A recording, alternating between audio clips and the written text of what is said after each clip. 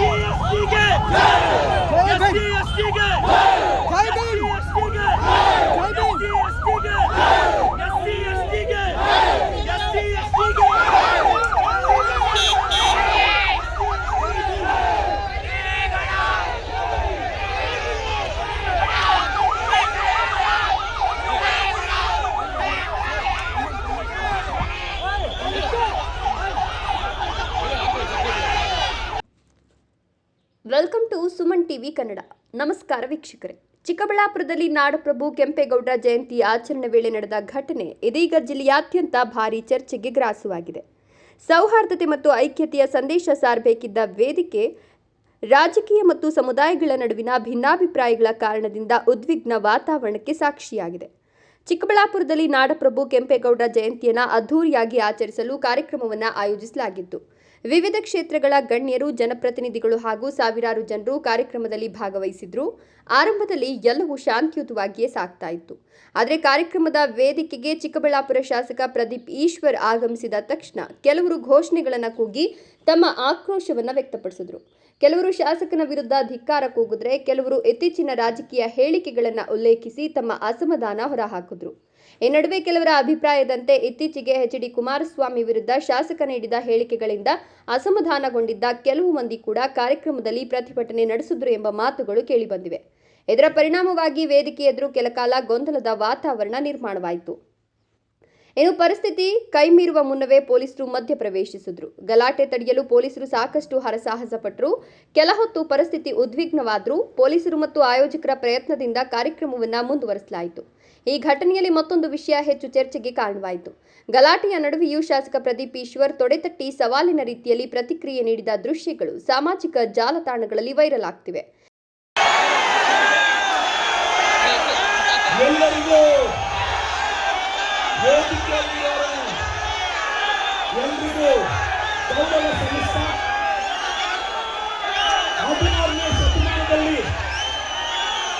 ಶ್ರೀಕೃಷ್ಣ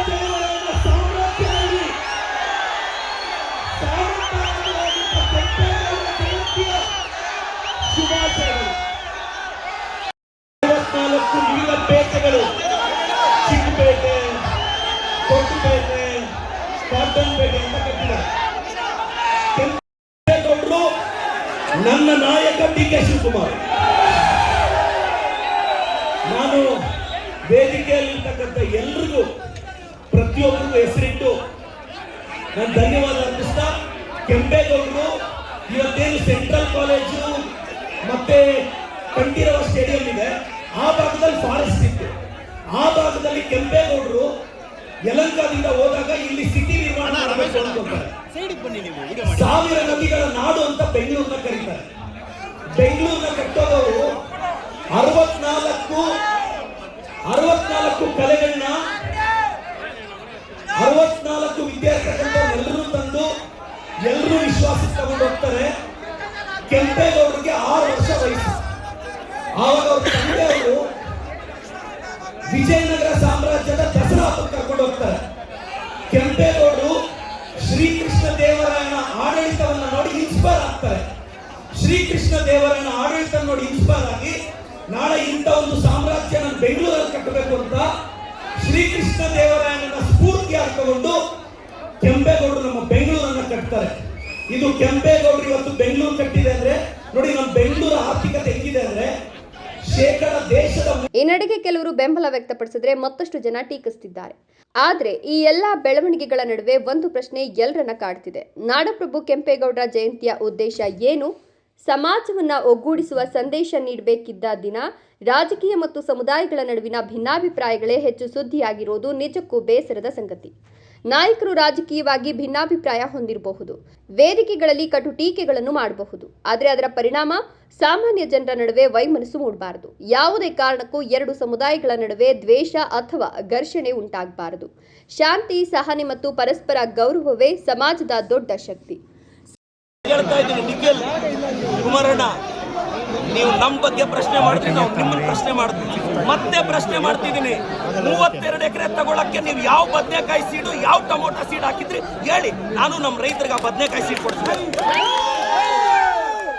ಕುಮಾರಣ್ಣ, ನಾನು ಮತ್ತೆ ಹೇಳ್ತಾ ಇದ್ದೀನಿ, ನೀವು 1000 ಜನ ಚೇಲಗಳನ್ನ 1000 ಪೇಮೆಂಟ್ ಕೊಟ್ಟು 90 ಕಳಿಸ್ಬಿಟ್ರೆ ಎದುರ್ತೀವ ನಾವು.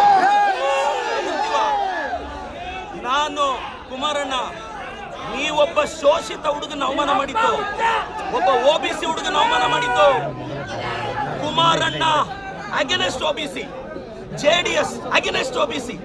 ನಾನು ಕಳೆದ 2 ಅವರಿಂದ ನನ್ನ ತಾಯಿ ಬಗ್ಗೆ ಕೇಳ್ತಾರೆ ಇವರು, ನನ್ನ ಕುಟುಂಬದ ಬಗ್ಗೆ ಕೇಳ್ತಾರೆ ಇವರು.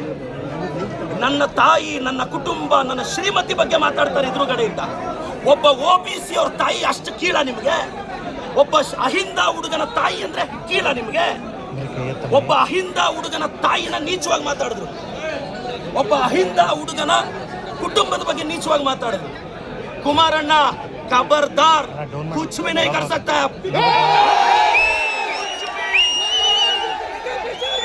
ಸುಮನ್ ಟಿವಿಯ ಕಳಕಳಿಯ ಮನವಿ ಏನೆಂದರೆ, ಯಾವುದೇ ವದಂತಿಗಳಿಗೆ ಕಿವಿಗೊಡಬೇಡಿ. ಸಾಮಾಜಿಕ ಜಾಲತಾಣಗಳಲ್ಲಿ ಹರಿದಾಡುವ ಪ್ರಚೋದನಕಾರಿ ಪೋಸ್ಟ್ಗಳನ್ನು ಹಂಚಿಕೊಳ್ಳಬೇಡಿ. ನಾಯಕರು ಹೇಳುವ ಮಾತುಗಳಿಗಿಂತ ಸಮಾಜದ ಶಾಂತಿ ಮತ್ತು ಸಾಮರಸ್ಯ ದೊಡ್ಡದು ಅನ್ನೋದನ್ನ ಎಲ್ಲರೂ ಮನಗಾಣಬೇಕು.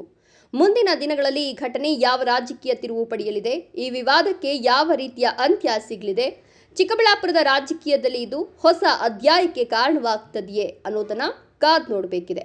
ಇದು ಸುಮನ್ ಟಿವಿ ಕನ್ನಡದ ವಿಶೇಷ ವರದಿ. ವಿಡಿಯೋ ಇಷ್ಟಕ್ಕೆ ಲೈಕ್ ಮಾಡಿ, ನಿಮ್ಮ ಅಭಿಪ್ರಾಯವನ್ನು ಕಮೆಂಟ್ನಲ್ಲಿ ತಿಳಿಸಿ ಮತ್ತು ಇಂತಹ ನಿಖರ ಸುದ್ದಿಗಳಿಗಾಗಿ ಸುಮನ್ ಟಿವಿ ಕನ್ನಡವನ್ನು ಸಬ್ಸ್ಕ್ರೈಬ್ ಮಾಡಿ. ಧನ್ಯವಾದಗಳು.